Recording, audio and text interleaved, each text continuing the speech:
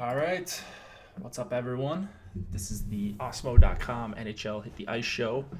Big two gamer to talk about today. And really, there's not a ton to talk about as far as this slate goes. We got some big question marks in the late game.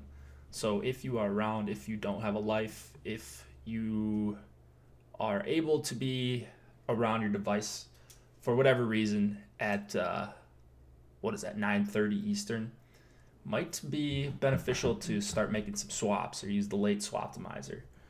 So it I guess that's the best part of the slate, right? Is that you're gonna have a lot of information before you actually have to play the second half of the slate.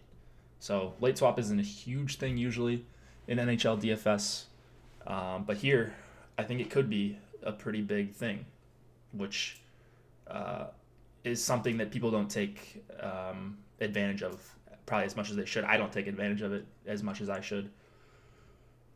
So these two games pretty uninspiring. I think the first one much better than the second one. Give me the juice. There you go. Yeah, juice skating with John Carlson. It looks like. Um, but anyways, it's not a great slate. I'm going to check on some contests. How'd you guys do last night? The few of you diehards that are in here. So feel free to say how you fared last night. Vegas saved me from almost not getting a U1 email or whatever from DK. So I almost got swept because I ended up fading Boston 1 kind of unintentionally. I mean, I realized what I was doing. It wasn't just a mistake. I was pretty much okay with it. They ran pretty pure. Their Boston 1, though, like, part of what's baked into their price is the fact that they're all out there for empty netters. And that's what happens. That was the difference, was that empty netter. Not that you couldn't have a good night without them, but that definitely did help. They put up, 23? So that's pretty good. Do you even do cash games, Jake? I do not. I do not play cash. Yeah. No bank for me, dude. Yeah, me either. It's been a rough couple weeks for NHL for me. And hopefully you guys have fared a little bit better. Maybe I've been donating to some of you guys, which is it's all good. It's still been a good season, but a rough stretch, and now go into the week layoff with this beauty of a slate. So I don't know if I'll be playing tomorrow. I hate the contest on Saturdays anyways. So this might be my last hurrah at it. I don't plan on playing a ton of lineups tonight. I might play like 20 or something and just go heavy on one team or maybe two teams out of the four. I won the $1 hip check on Wednesday, but that's about it. That's pretty good. Yeah, that's, I mean, a couple $100, right? For the hip check. That's not too bad off $1. So nothing to be ashamed of there. Can't win every night. Can't win most nights. Gibson is good. Yep, Gibson's really awesome. It's just too bad he's surrounded by a god-awful team. $125 and a tie. Nice. As far as ownership goes on this slate, I would have to imagine it's going to be Caps and Sharks. And I did write up those two teams. The way you get different with the Sharks is by maybe leaving room for a guy like Couture or a guy like Pavelski, something like that, because those guys are more expensive, as you'll see here. Well, I guess you don't see them here, but the lines were really bad last night. You can't play Radil, Kane, and Donskoy very easily on DK because of the three wing thing. So if you're trying to double stack, that's much tougher to do with three wingers. So hopefully we do get Couture and Pavelski back. They're not showing up on Fantasy Cruncher, so you're gonna have to make them available somehow. So make sure they're in your player pool if you do want to do that. But that could be a potential edge if those guys are in fact ruled in just be prepared to swap if you're doing a bunch of lineups. I was going to try to do the 3-2-1 thing today. Might be a good time to roll it out here. 3-2-1. I know Alex Osimo says as the slate gets smaller, you stack less. As the slate gets bigger, of course, you stack more. This would be probably a pretty good spot to do the 3-2-1. 20 lineups, 2 games seems like a reasonable time to try it. I agree. I think that is a pretty reasonable strategy. This is the game where Kane gets his swagger back. It could be. It very well could be. Kane is playing out of position at center. Yeah, I mean, that's weird that he was centering last night. If that was correct, I didn't watch much. I was pretty much dead at that point.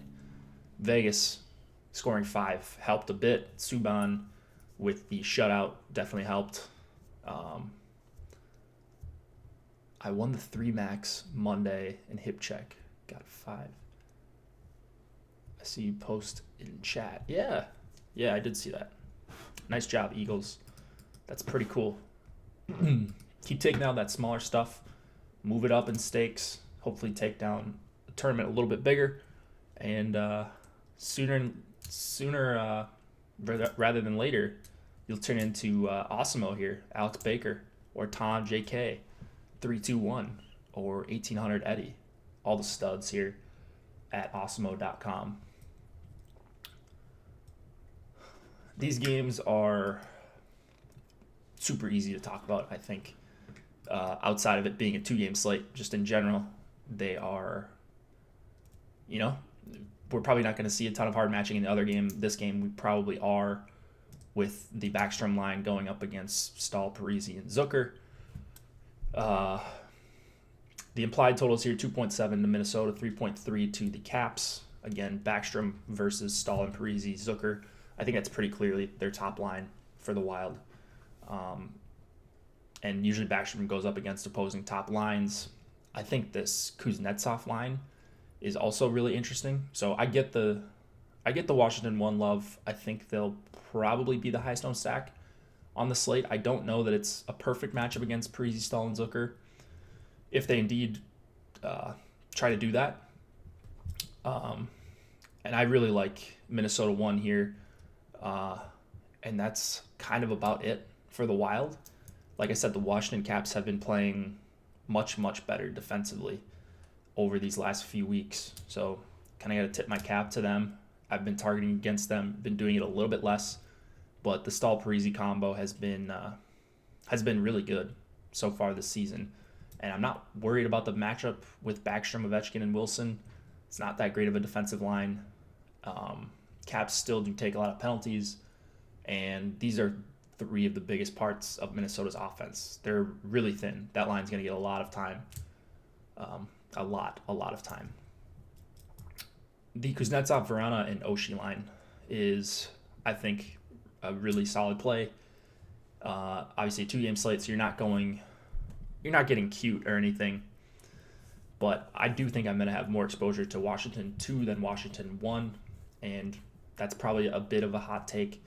I really do like the Sharks, and hoping that Pavelski and or Couture end up playing, because then I think I've got a little bit of an ownership edge there. But I really do like this Kuznetsov line. This is one that that's possibly gonna be my highest exposed. If not, they're gonna be top 2, maybe 3rd at least. But there's gonna be a few up top for me, and this is certainly gonna be one of them. Not intentionally fading the Backstrom line by any means, but I will be, like I said, underweight because I'm anticipating them being super chalky. And I'm going to be over on Stahl, Parisi, and Zucker. Suter, Spurgeon. Oh yeah, Washington 3. God, almost forgot about my beloved Washington 3. Eller, Hagelin, and Connolly. I wrote them up. They've just been really, really awesome at 5-on-5, and it's not usual you see numbers like this at 5-on-5, like the high danger chance numbers. They're generating over 70 shot attempts per 60. That's some really impressive stuff, and they're going to go up against probably Donato, Rask, and Aberg. That is not a good defensive line. The 4th line for the Wild, they just don't have the speed to keep up with this 3rd line, honestly. And then the second line, I wouldn't expect that to be a great defensive line either. Cunnin, Fiala, and Greenway. So they're probably not going to face Stahl and Parise much, and that's really what you want. So give me some Caps 3 here, and kind of going, I think, a little bit against the grain. They're going to be owned for sure because everyone gets ownership, but I don't really include fourth lines. By the way, fourth lines last night were fire on a 12-game slate. If you had the nuts to go with fourth line, St. Louis 4 and Calgary 4, you probably did that because you were getting to Boston 1 or Vegas, and it worked out pretty nicely. So that was interesting to see. I know Brick had one. I know Slewfoot had a fourth line as well, and they were near the top. I don't know where they ended up finishing, but higher than me, that's for sure. Suter, Spurgeon, kind of the same deal with them. They are both listed on the top power play. Really only the two guys that I kind of want to play on the Wild. If I had to choose a third one, it would probably be Brodin, but he just doesn't do much, even for 3,700. On the Cap side, Carlson, I think, is an absolutely awesome play. Clearly the number 2 behind Burns for me. And after that, it's just a huge drop-off to the guys like Spurgeon, Suter, and whoever else is on Anaheim, those guys that are trash. Seth loves third and fourth lines. Yeah, he does. He loves them. That Washington 3 line lets you build basically whatever you want, and they're raking lately relative to their salaries. I agree. Killer Koala. Definitely agree with that. Outside of Carlson, Juice is a guy that people will go to. I don't know that you need to get down to 2,500 tonight, but if you, for some reason, do, he's probably your best option. Any update on Couture? I haven't seen anything just yet. I will do a quick Twitter search and see if I can find anything that's changed. He's questionable. Yeah, he's questionable. I don't know. So the thing with the Couture injury, or I'm sorry, it's not an injury. Couture was out with a sickness. So that could, I mean, you guys have been sick or you've had flu-like symptoms. Like, it could change in a day. That could have been, like, he could have been getting over it last night and they just wanted to hold him out. Or it could have been the start of the flu and maybe he's in bed getting an IV right now. You never really know with that type of stuff. Orlov would probably be my second guy behind Carlson. And it's pretty uninspiring after that. Holtby for 8,200. I hope he's chalk. I'd rather go with these other goalies, I think. $8,200 for Holtby. Not really my cup of tea. Dubnyk at 7,300 I do have some interest in, but mostly in the context of stacking Minnesota 1. So I don't feel great about any of these guys tonight. But when that's the case, I kind of just like to go with the lower owned guys, and I think Dubnyk's going to be one of them for sure. So on my non-Washington lineups, I will be mixing in a lot of Devin Dubnyk. Yeah, I didn't see anything on Couture. Speaking of Couture, we got the Sharks and the Ducks. 3.3 implied total for the Sharks, 2.7 for the Ducks. Aaron Dell expected to go against John Gibson. Sharks disappointing loss last night to the terrible Kings. Martin Jones, terrible once again. This time Dell will get a chance. Dell's been terrible. So I don't know that he's coming in to save the day. Would be two pretty tough losses. Not that the Sharks have anything to really worry about, but you'd hope they'd be able to play a little bit better. They've been banged up. Guys getting hurt. Carlson out is huge. And you lose Couture and Pavelski. That's pretty tough. You got Evander Kane playing center or whatever he was doing last night. I guess pretty clearly it's San Jose 1 if none of Couture or Pavelski play. What I might do, and I don't know that I'd recommend that everyone do this, but I'm just kind of taking a stand here. I think what I might do is just change the change the lines in FC. So you've got Meyer, Hurdle, Nyquist on line 1, and that's fine. I would probably just go. What you could do is just take Donskoy and put him on line 1 here. Then you've got Hurdle, or I'm sorry. What am I thinking of here? So if Couture and Pavelski can play, it'll be Couture, Pavelski, and Meyer, you would think. That's what they had been doing. And then after that, it would probably be Hurdle with Kane and Donskoy. Nyquist probably slots down into the Joe Thornton line with LeBanc. So I would expect we go back to normal lines if both those guys can play. If not, you're probably going to see this again. But I think everyone's going to have these combos, and I'd rather get unique lineups and hope one of or both of Couture and Pavelski can actually play, because I'll be prepared for that in that case. And if not, I'll have some late swap to do, but that's all right. I'm okay doing that on a 2-game slate. You got to get weird somehow, and I'll get weird by playing low-owned line combinations. Testosterone will have those combos with all burns. Yeah. So will I. So will I, Steven. How much jumbo will you have? I think that's a troll. I don't think he's that bad of a play. If you go jumbo, LeBanc, and Nyquist, I think that's okay. Yeah, I think you could do worse than that. But it's a 2-game slate. You could play anyone. You could play fourth lines. I'm just telling you who I'm going to have the most exposure to. So I'm going to play Couture with Meyer and Pavelski. I'm going to play some lineups with Hurdle, Kane, Donskoy, and not confident that both those guys play. I have no clue, just like everyone else, but I'll take a stand there and hope I guess right on the line combos. Getzlaf, Ritchie, Sprong would likely go up against whoever is considered the top line for the Sharks. Although last game they kind of split time with Shore and the Getzlaf line against opposing top competition. It doesn't really matter. I don't think there's a big that you have to avoid one or the other. I think both of them are fine matchups for the Sharks if they're even close to being healthy.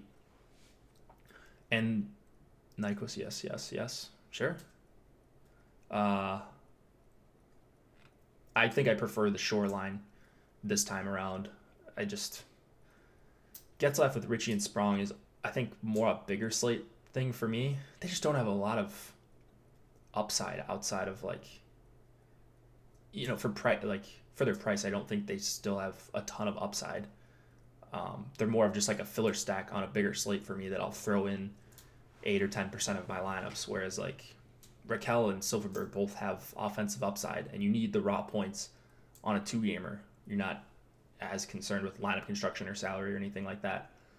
So I'll probably have more of Anaheim 2 and Wolf, this third line, Henrique, Perry, and Terry. I don't know if that's going to get steam because of the power play time or whatever. I think I'd rather go elsewhere. Corey Perry last game took 6 penalties on 3 different shifts. It was quite funny. Yeah, he's washed. He's completely washed. Nyquist, only if he's on the top line with Couture and Meyer. Yeah, that's a pretty good place to be. I don't know that Nyquist is going to be there with Couture and Meyer. But if he is, let's say Couture plays, Pavelski doesn't, then it's probably going to be Couture with Meyer and Nyquist, and then it'll be Hurdle with Kane and Donskoy, I would think.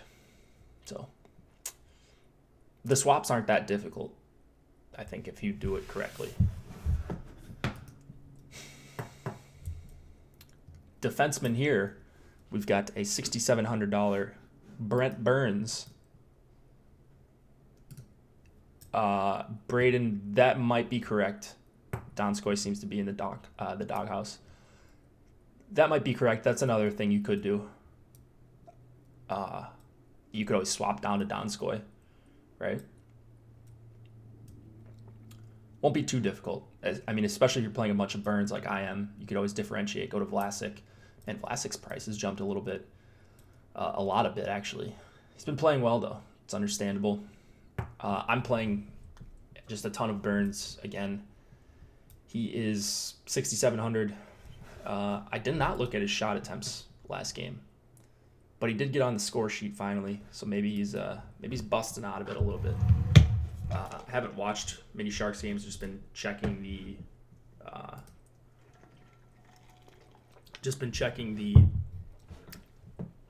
game reports on Natural Stat Trick, but I do want to see how many shot attempts he had last night, just to see if so he had 10 at 5-on-5 yesterday, 2 shots on goal. So 11 total shot attempts, 3 went on goal. So I mean, he's just getting a little bit unlucky. He also could be taking bad shots. That's for sure a possibility. But if you're taking 11 shots, like, I just don't think anything's wrong with him. So you guys are done hearing me talk about Burns. I understand that. I've been wrong on him for 2 weeks straight. My account has suffered because of it. But that's what I'm doing. So you can continue to fade me. It's been a profitable strategy if you faded Burns. Not Gio, though. Gio was the GOAT last night. Defenseman on the Duck side, it's just really, really tough to want to kind of recommend any of these guys. Rask will be scratched. Victor should never be 2-game slates. Come on, NHL. WTF, right? Like, give us a 4-gamer. Those 4-gamers are nice. Those 5-gamers are nice. Just balance it out. My God. It seems like it'd be so simple. It is March Madness, so I guess that's a little bit more understandable. But people are at home. People are taking work off. People are gambling all day. People would still play NHL if there were decent contests. I don't really want to recommend a ton of either of these other guys. UC Irvine knocked off Kansas State. Is that right? Is that game over? Let's see. Ooh, anything on the Sharks here? I don't see anything. Yeah, I don't see anything on the Sharks. 13 knocks off a 4. Okay. Interesting. Aberg scratched? Oh, really? I kind of like him. Who's going to come in for him? Do we know? I can search too.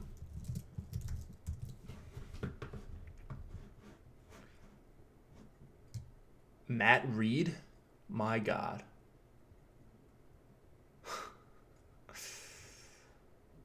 That's terrible. Why would you play Matt Reed? Okay. Playoffs would be amazing this and NBA. Yeah, you guys can have all the NBA dollars. Oh, by the way, I've been using these college basketball projections that we have and ownership on the site. I would highly recommend you guys do the same. It's going well. So if you don't, if your bracket's busted or whatever, if you want to play college basketball DFS, I would recommend you check out our projections. If you're a premium member, check out the ownership projections. They have done really well for the first couple of days. College basketball is illegal in Ohio? Man, that's tough. I like Cunnin and Fiala. I came in late, don't know what you said. You like on the Minnesota side. It's mostly just the top line for me. I love Fiala as a player. I really want to like Greenway, but I'm just not really there with this matchup. I think it's pretty tough whether they go up against the Washington 3 line that's been really good or the second line for the Caps. Probably word kids will rig games to win DFS contests. Yeah, totally. To win like $5,000. Wild 1 and Ducks 2. Those are the ones I like. I like those are kind of my favorites. Wild one, as far as on the Wild, and then Ducks 2, the Shore, Raquel, Silverberg. Those are gonna be my highest exposed on their respective teams. So use those college basketball projections. The NCAA is displaying don't bet on it on big screens at these venues too. Why? Dude, the NCAA is just the worst organization. And whatever. I watch college basketball for 2 weeks every year. And I'll watch the college national championship, but so I'm part of the problem or whatever, but it's the worst. Good old NCAA. And I'm also playing college basketball DFS and likely making money off these players, but still pretty ridiculous. Some of their things they're about. Let's see if I haven't looked at FC Rewind just yet today. I will do that right now with you guys.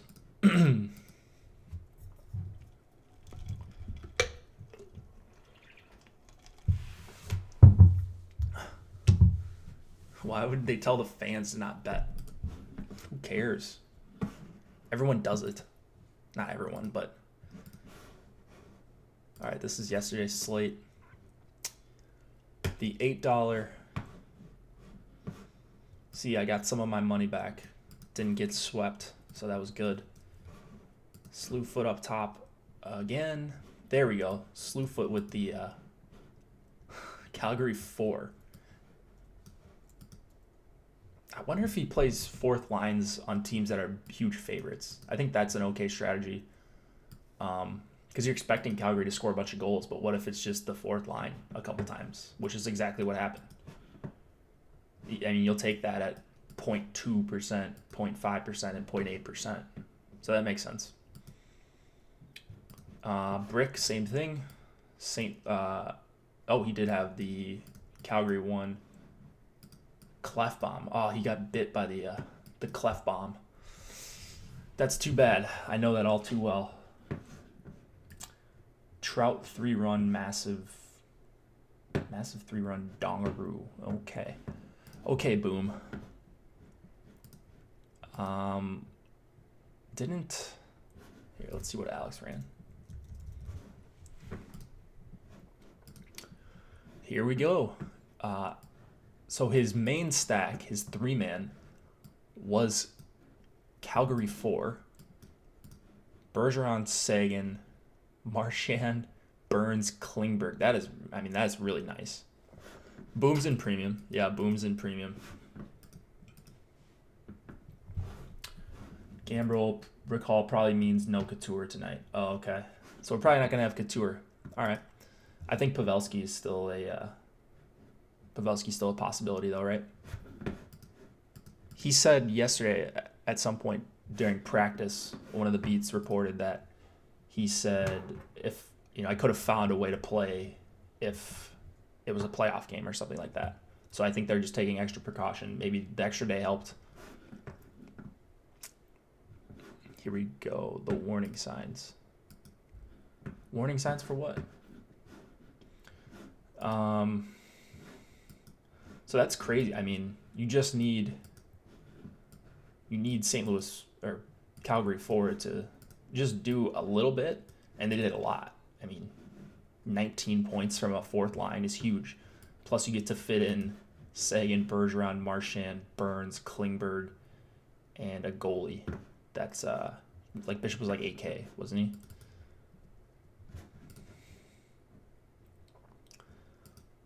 Looks like Alex had a lot of Burns too.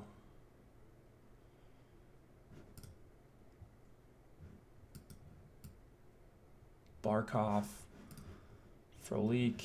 Okay, this though, he ran 3-3. Yep, 3-3 with correlated goalie. Okay. Here he did 3-3 correlated goalie. Maroon. Sagan 1-off. Interesting. I wonder if he's running one crunch or if he's doing calculate more. Ooh, Tom didn't play last night. No wonder.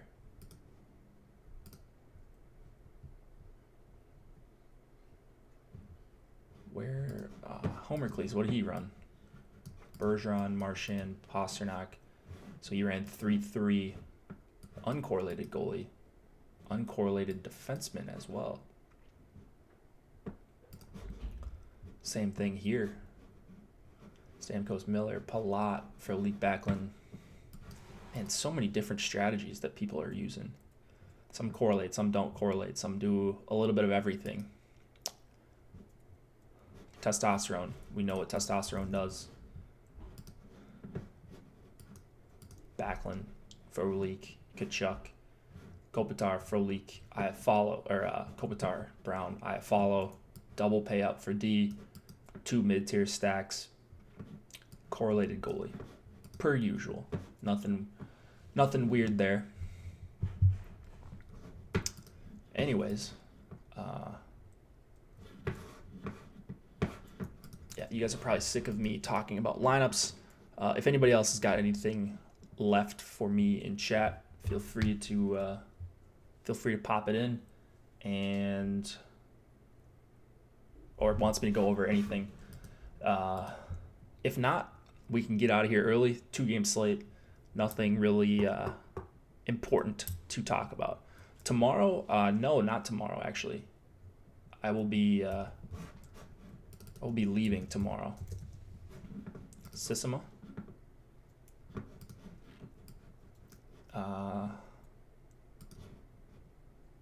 Bergeron, Marchand. Ooh, one off Lindblom. Yeah, Sissimo runs these trains sometimes.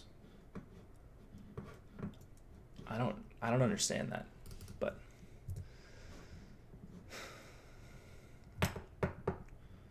oh yeah, Mike, we've been going since the beginning of the season with these shows. So you've only seen the last month. I've had some good shows all year. Anyways, well, I suppose we can close it out here. Keep it simple on the 2-gamer. Don't pay too much attention to salary. That would be my biggest advice. It's a little bit different with Burns and Carlson on the slate, but go for correlation over filling out your salary, I would think. You're done with shows? No, we're not done with shows. I'm just gone next week. You will have shows next week, at least for a couple days with Emac and Nolan. So those will be interesting shows. Go show those guys some love. They will be they'll be taking care of you guys next week. There will still be projections. There will still be stacks articles, all the usual stuff. But I'll be checking in for sure, even though I can't play. MLB coming up as well, so go study up on MLB. Play those college basketball projections. Play those rankings by Alex Baker, Osmo himself. Those are his actual rankings, and they're really helpful. So, yeah, good luck to you as well on opening day. It'll be a good one. So, take something down, and then join Osmo.com. That's the dream, right? All right, guys. Good luck tonight, and good luck next week as well. I'll catch you later.